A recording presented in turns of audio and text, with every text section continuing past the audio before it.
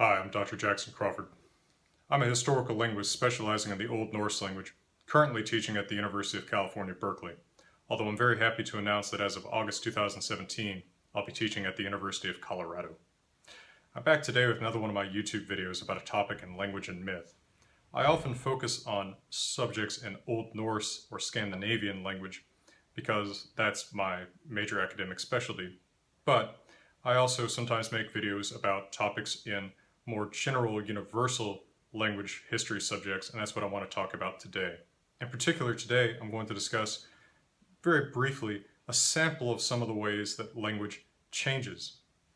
I've mentioned in many videos that language changes in every generation, and occasionally I get asked, well, how?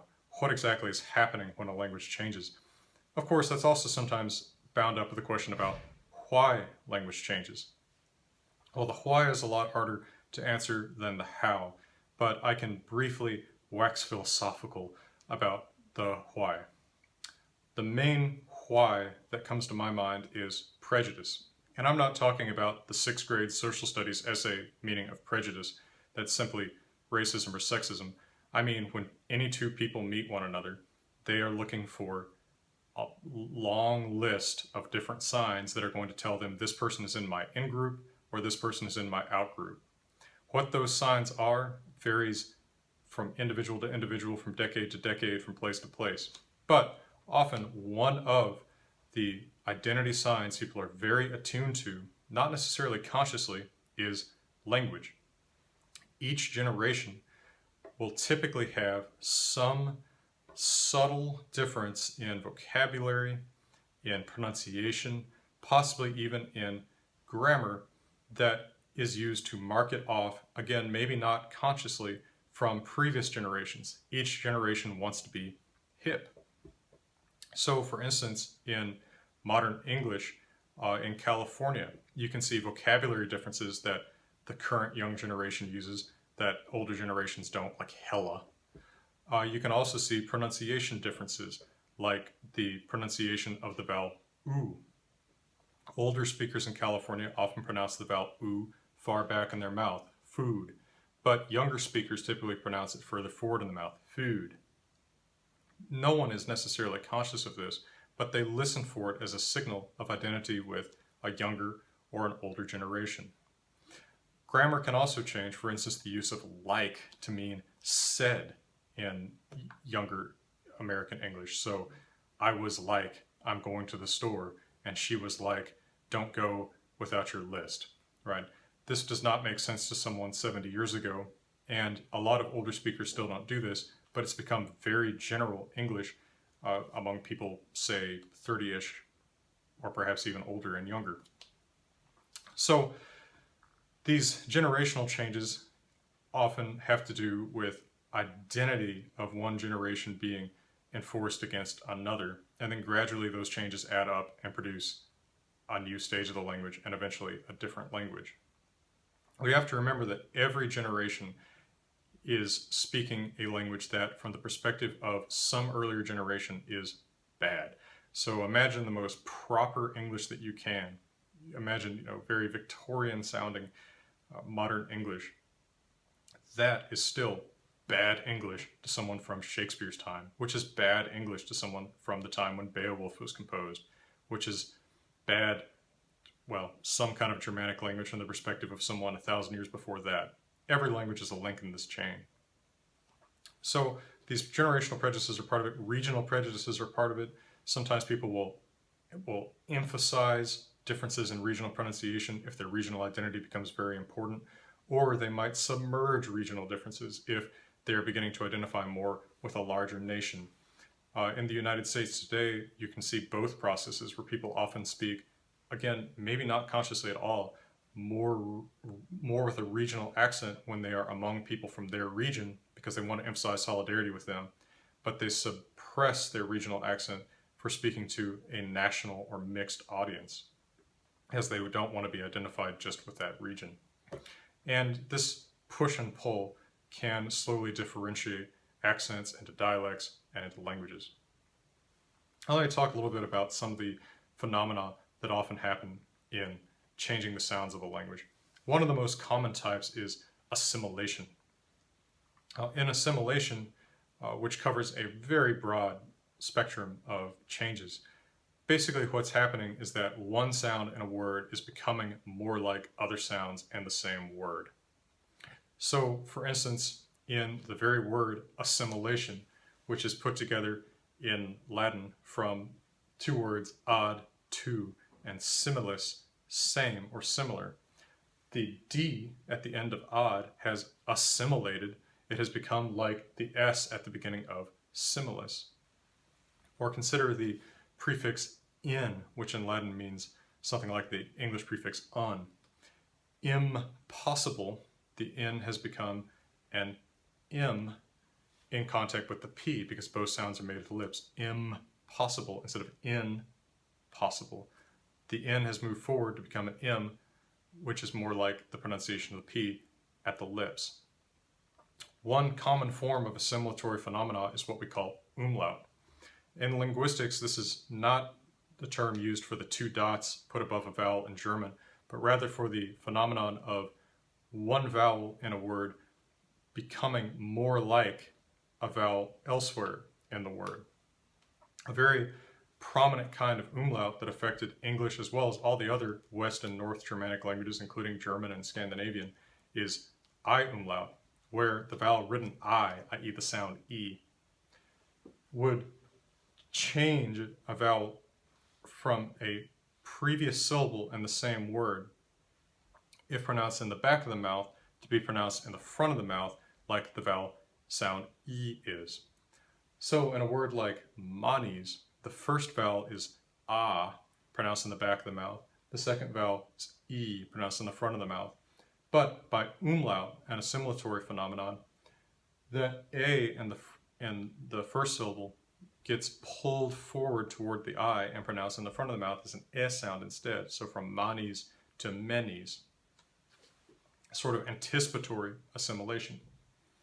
Now, in Proto-Germanic, the ancestor of English, Scandinavian, German, Yiddish, etc., this is the plural of mans, man or person. This I in the ending originally is part of what marks us as plural. But once that I in the ending has changed the vowel in the root of the word, now the plural is marked before we ever get to the ending, and speakers drop the ending because the change in vowel is sufficient to mark this as a plural. And so we get Old English or Old Norse men, which of course becomes Modern English men. And this results in, today, a very irregular plural, man, men, in English, man, men, in Norwegian, etc. And this is because of the process of umlaut. Another very common type of change is what we can broadly call lenition. In lenition, a consonant becomes impressionistically softer. One of the most common types of lenition is that a stop consonant, so it's a consonant made by stopping airflow through your mouth, like p, t, k, becomes either a fricative, a sound made by friction, so f, th, k, or an affricate, a combination of stop and fricative, so like p, ch, k. This particularly frequently affects the stop consonant k, often written k. So for instance, in late Latin, where all of the consonants spelled C were still pronounced K. So for instance, the word sky in late Latin would have been pronounced calum. This K sound was routinely lenited before vowels pronounced in the front of the mouth, E and A sounds. And so Kailum becomes Salo, or something to that effect, in an early predecessor of Spanish. And today in Spanish it's cielo, from Kalum. The K has lenited to an S. This is very frequent. This also affects K in English, although in Old English, K is lenited to a ch sound. This is responsible for the English word church being different from the Norse-derived word kirk, which is often used in Scottish English. The cuz and kirk have lenited in English to ch, church. Another frequent, although somewhat miscellaneous sound change is Rhotacism, Rhotacism involves an S or Z sound becoming an R. This is frequent in the history of certain languages and affects English more or less indirectly through them. So for instance, in Latin, where rhotacism affects S's between vowels, we see a word like corpus, which means body or corpse. And then in inflected forms and derived words, we see that S at the end turn into an R. So in English, we talk about habeas corpus. You may have the corpse, but corporal punishment with the S turned into an R between vowels. It's rhotacism. Old Norse is also extensively affected by rhotacism. So English endings that have S often have R in corresponding endings in Old Norse. So for instance, the plural ending S in English, we say a raven, but multiple ravens. In Old Norse, it's raven, but plural ravnar with an R. Similarly, the third person singular of a verb like shoots in English, the third person singular of the corresponding verb in Old Norse is skytter with an R owing to rhotacism. So these are sound changes. In grammar, one very frequent change that we see is regularization. So man, men, goose, geese, mouse, mice are all plurals produced in English by umlaut. And similar umlaut plurals are seen in related languages like Norwegian. These, however, are irregular to someone learning the language today. A child very quickly picks up that the plural of most words in English is S. If I give a kid a book and then give him 2 books, he's going to say books for the plural without me ever having to tell him what the plural is. If I hand him a cup and then hand him 2 cups, he's going to make the plural cups without me ever having to tell him what the plural is. Man, men, goose, geese, these have to be learned on their own, and children often resist them because they don't conform to the regular system. Kids want to say mans, they want to say gooses. Over time, these regularizations can actually enter the mainstream of the language and slowly change its grammar. So for instance, in Old English, the plural of book, Old English boke, was something to the effect of bech, with a vowel change of the expected kind from umlaut, and also a lenition of k to ch. So in fact, we would expect in modern English, by regular sound change, we expect the plural of book to be beach. It isn't, because somewhere along the line, presumably in medieval English, when books just weren't talked about that much, people forgot or suppressed the irregular plural and simply started saying book, books.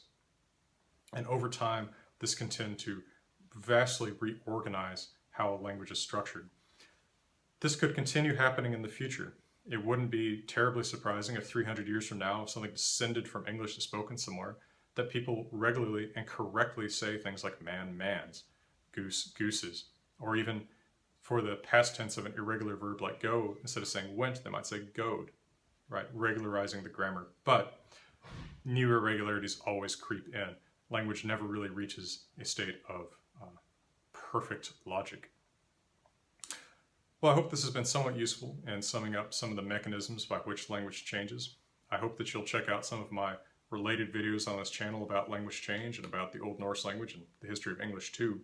And if you're interested in mythology, I have many videos about that, as well as a new translation of the Poetic Edda, which is the main source for our myths of the Norse gods and heroes, to be followed in September by my translation of the Saga of the Volsungs and the Saga of Ragnar Lothbrok. For now, I'm wishing you all the best.